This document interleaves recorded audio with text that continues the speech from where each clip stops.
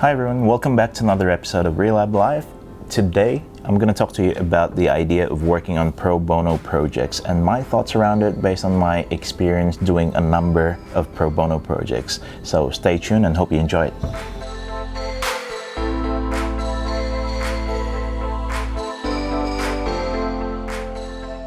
So if you're not familiar with what pro bono work is, essentially it's just professional work undertaken without expecting any payment or without getting any payment out of it.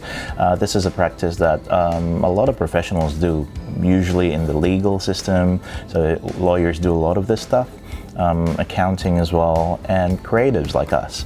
So I guess I want to get into the reason why people would usually do it, and there are multiple reasons around it. First of all, I think it's just a way of giving back. So some people refer to it as charity work as well.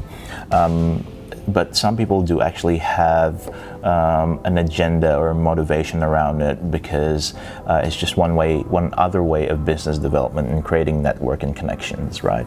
So in Relab, we do pro bono works as well, and I've done many of them before, especially when I was starting out. One of the things that I'm personally quite passionate about is creating a platform or something for the community as a way to give back.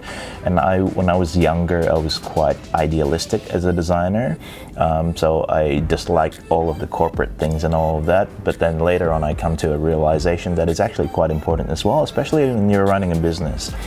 So previously I've done many works before that are unpaid because I felt like doing something good, and it kind of made me feel a little bit better.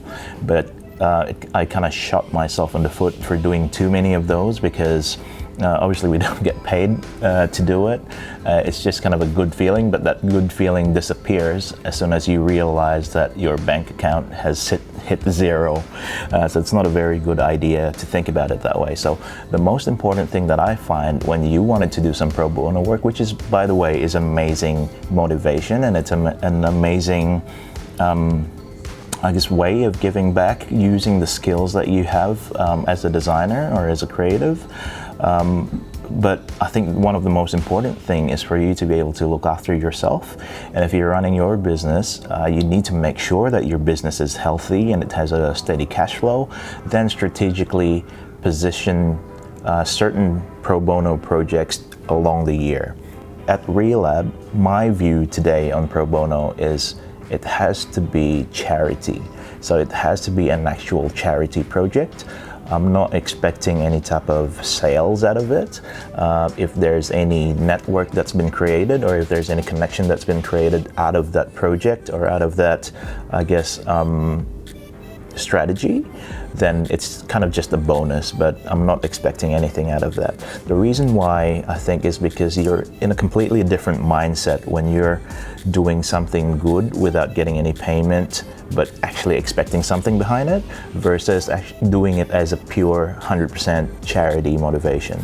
So my view on this is to really do it as a charity if you wanted to engage yourself in this pro bono project.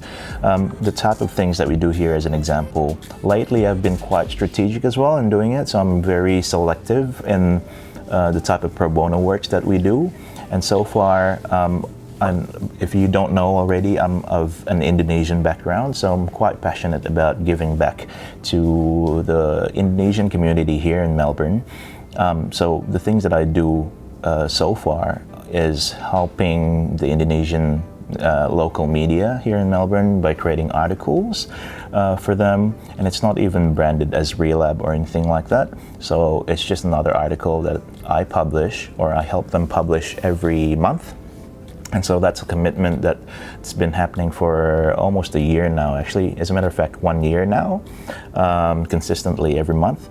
And so what else do I do? I'm also starting this podcast called Spectrum, with a K because it's spelled in Indonesian.